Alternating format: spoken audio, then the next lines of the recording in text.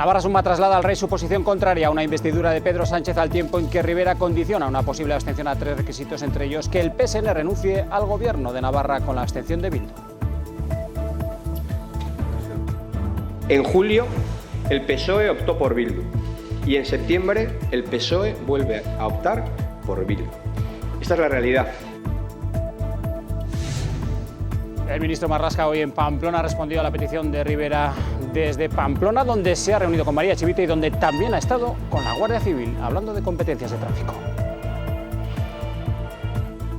Y en cambio la presidenta Chivite, hoy está hablando de la necesidad de hacer efectiva esa coordinación. Vuelvo a decir, aquellos que hablan tanto de esa Navarra o de esa recuperación de Navarra, pues en aquellos momentos poco hicieron en el ámbito que nos tiene que preocupar a todos, que es una coordinación de las fuerzas policiales para que sean lo más efectivas posibles.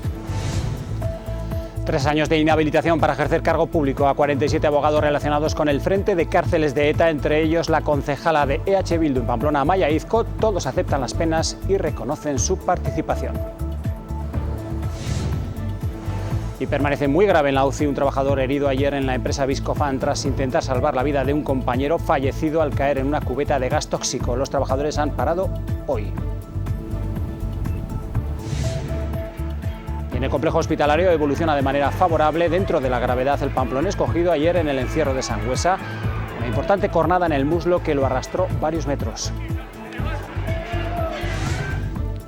Miles de cabezas de ganado llegan a Bardenas desde las montañas del Roncal. Las ovejas trashumantes llegan a los pastos riberos para pasar el invierno.